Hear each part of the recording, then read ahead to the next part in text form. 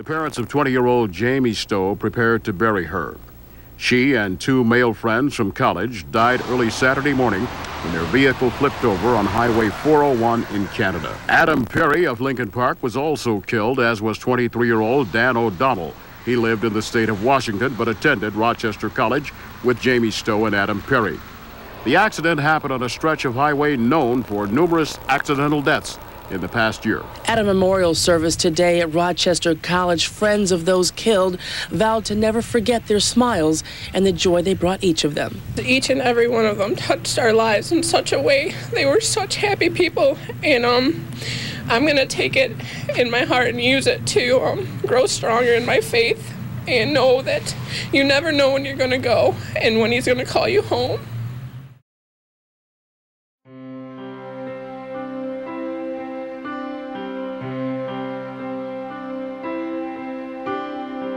It was autumn audition weekend, so my younger brother Cameron was up with me, and all of a sudden Dina Schultz, she was a student at the time, came running up, and I'll never forget the words she said. She was like, "Dude, 3 people from this campus just died."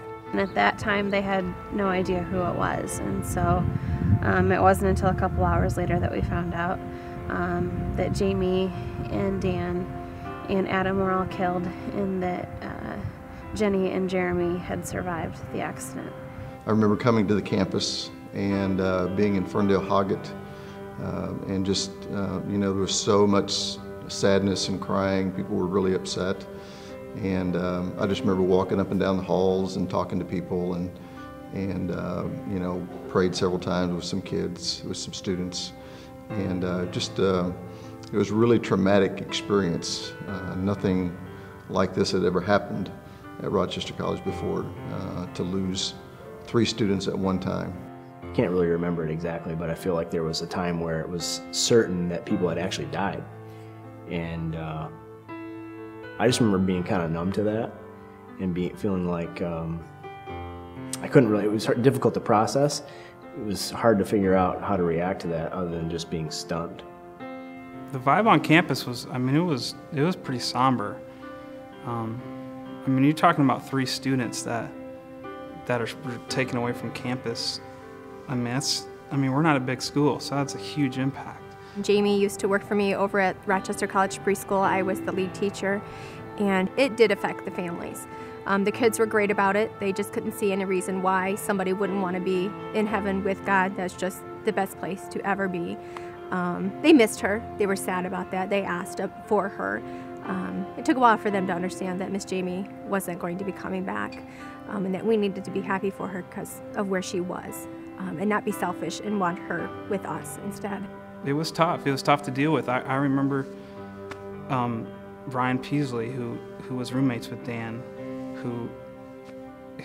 who couldn't sleep in that room anymore, who came into our room, and he spent the night with us for pretty much the remainder of the semester. He would come and sleep on the futon.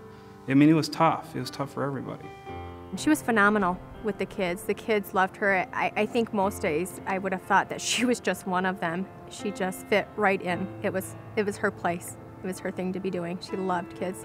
I believe that one of her deepest desires was to be a mom someday, and it was obvious in the way that she just interacted with these kids. I don't think it's possible to talk about Adam without having a big giant smile on my face, because as frustrating as he could be at times, whether it was with school things or club things, he somehow always put a smile on my face. Adam was just a joy to be around. He had nothing but love for everyone. He was a happy, happy person. Adam was very unique, and anybody that sees this is going to know exactly what I mean. But if you don't know Adam, let me describe it.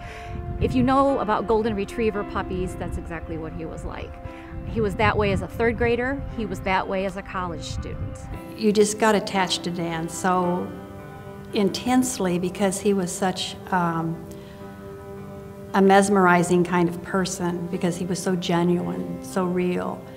At Winterfest, I was just taken by him, how he would walk around and size the students up that were there, And he seemed to always be looking for the ones that were struggling, because Dan had had challenges in his life and he identified with the struggler.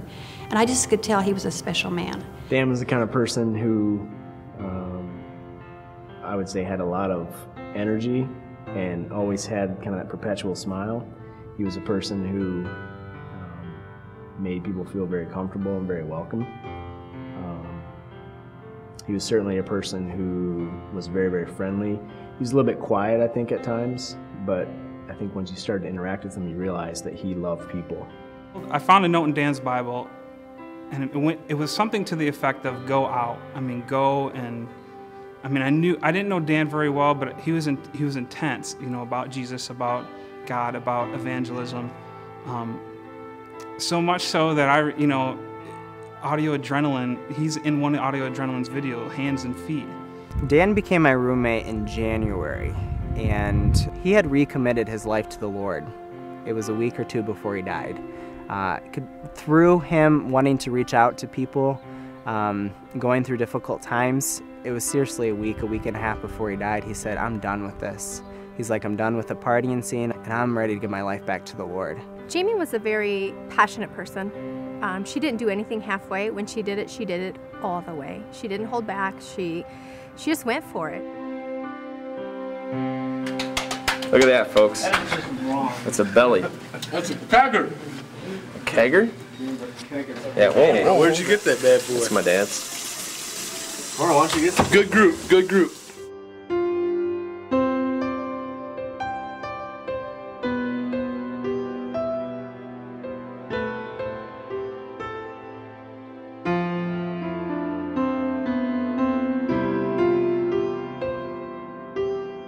You know what? My Valentine's Jesus. That's Oh. That's yeah, a he pretty told me long... how much he loves me. Oh, well, that's a pretty good one. Yeah. I would say Adam would tell us that we need to value every single relationship we have. He did.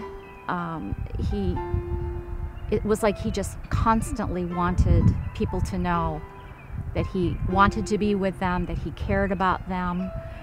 And I don't think that he left us with any questions, that he did care about us. If Adam, Jamie, and Dan were here now, I think they would really tell us to live in the now. I mean, we hear this all the time, especially at funerals or anytime we're remembering people. We always say, well, you know, tell your loved one you love them when you walk out that door. But I think that's true. I think they would say, get your life right. Get it right now. I think if Adam were here, he'd say keep fighting, because Adam had such a challenging life, losing his father, losing his mother, losing his grandmother.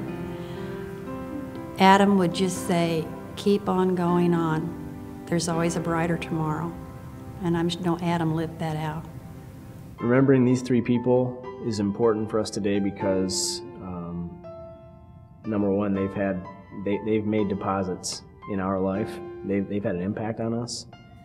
And to me, it would be a disservice to kind of forget them and continue on. But number two, it's important because